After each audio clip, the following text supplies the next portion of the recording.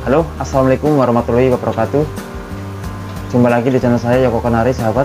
Oke, bagaimana kabarnya sahabat-sahabat subscriber? Semoga semua dalam keadaan yang selalu baik ya. Saya doakan semoga tetap sehat, lancar ya. Yang lagi ternak kenarinya, semoga semuanya lancar ternaknya, amin.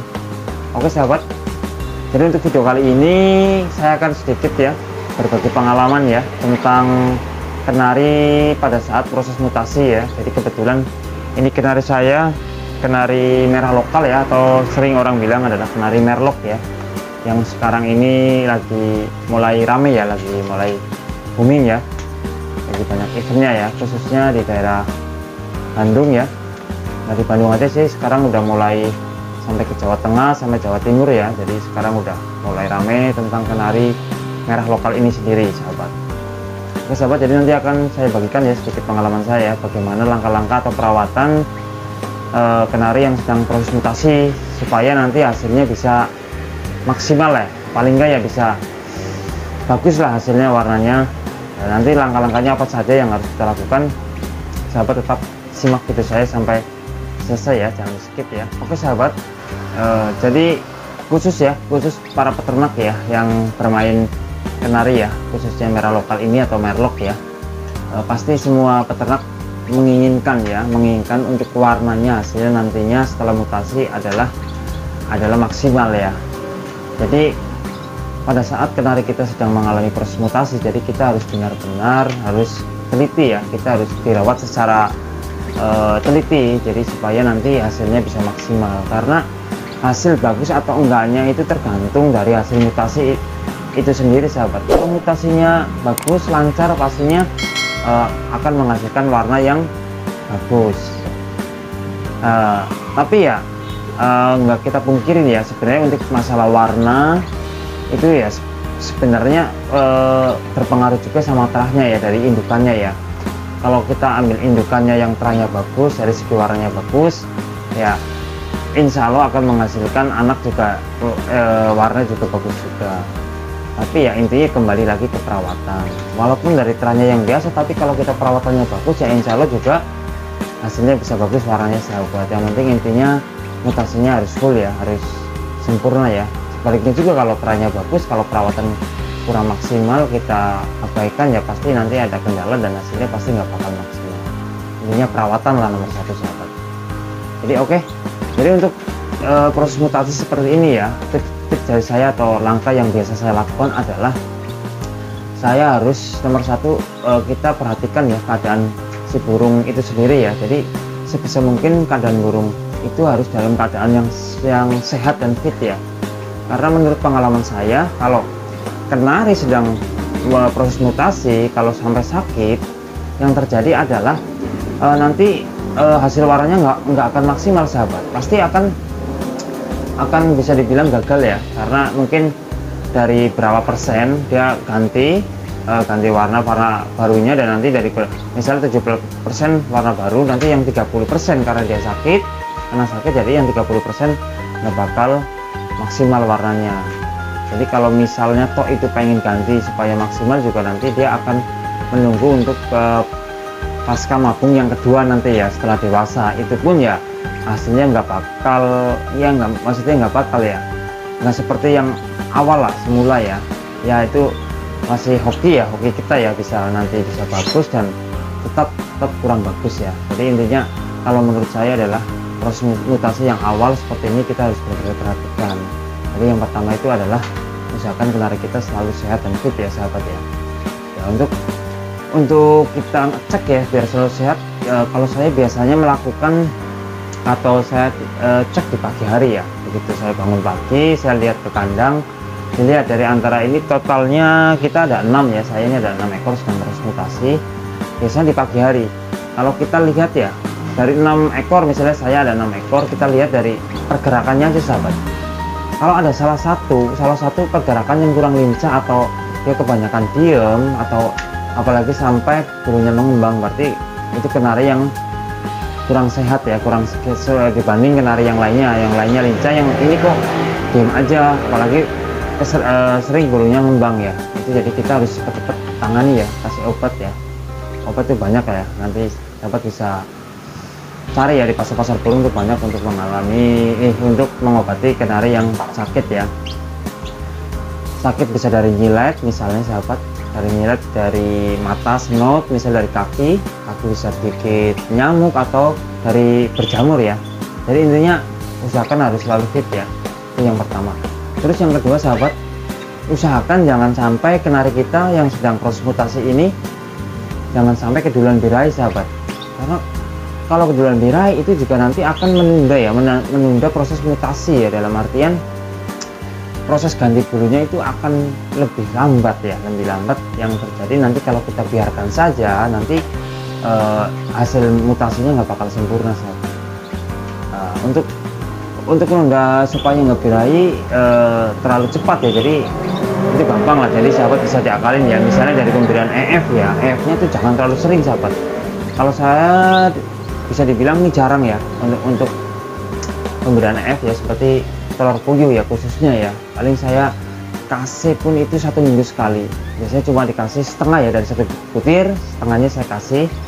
Juga itu sebenarnya hanya untuk kekebalan tubuh aja ya, supaya menjaga supaya burung itu tetap sehat sahabat. Yaitu yang kedua adalah usahakan jangan sampai keduluan birahi ya, supaya nanti hasilnya ini bisa maksimal. Oke sahabat, jadi ini dia yang kenari saya sedang mengalami proses mutasi ya. Ya, yang ini yang paling pinggir ini bone ya, bone.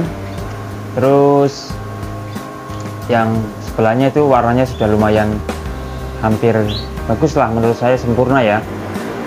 Yang itu tinggal kalau yang ini, yang tengah-tengah ini sayap masih murni ya, murni dari anakan ya, dari paut, jadi belum saya stek ya. Jadi nanti ada proses stek juga sahabat, supaya nanti hasilnya biar secara bersamaan lebih bagus ya.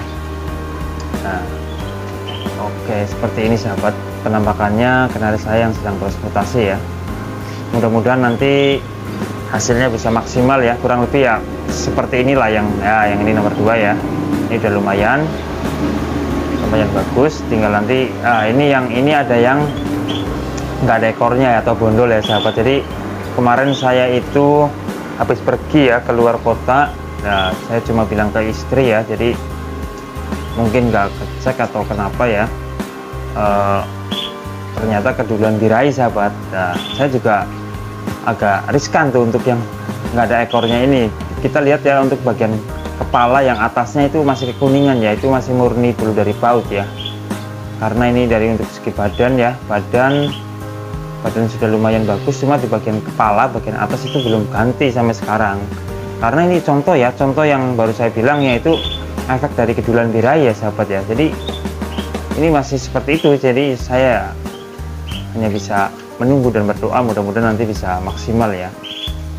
Nah, terus langkah apa ya kalau misalnya sampai keduluan birahi sahabat? Jadi kalau walaupun warna belum maksimal ya, karena udah keduluan birahi, terpaksa ya harus kita melakukan yang namanya stek ya, atau cabut ya, mencabut ya.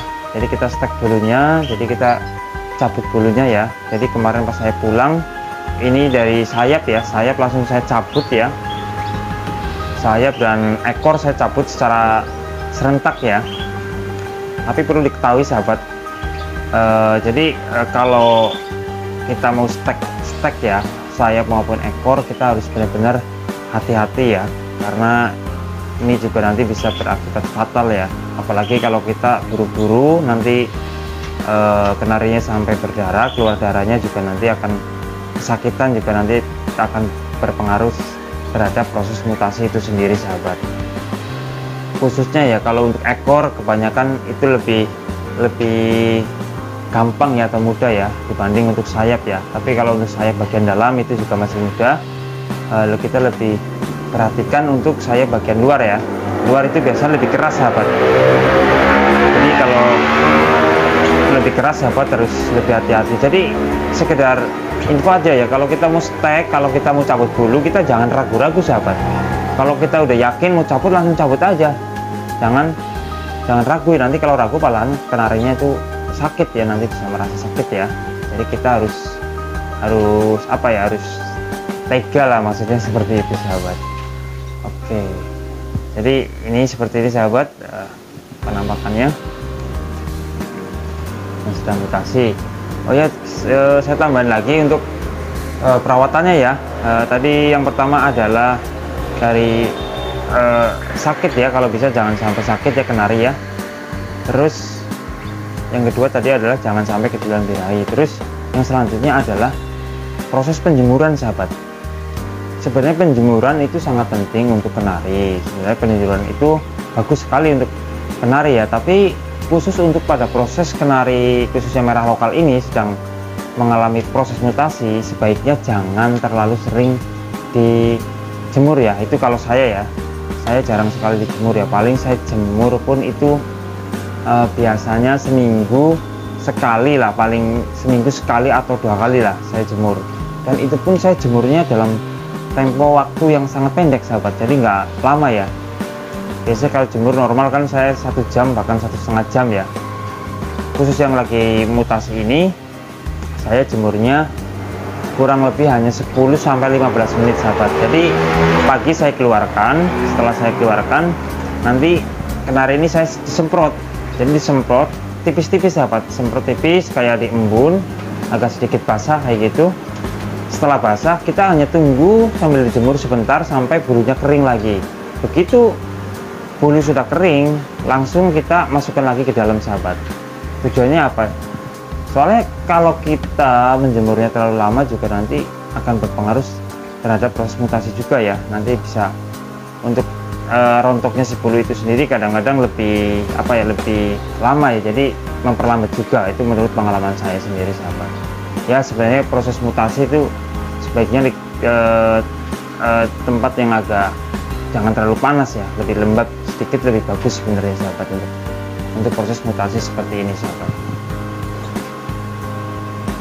Oke sahabat, terus untuk masalah stek ya, untuk kita mau stek kapan waktu yang pas untuk melakukan stek ya untuk kenari ya, khususnya merah lokal ini ya, supaya nanti hasilnya bagus ya. Jadi kalau saya melakukan stek adalah ketika saya lihat ya, untuk perbandingan warna kurang lebih 70-30%.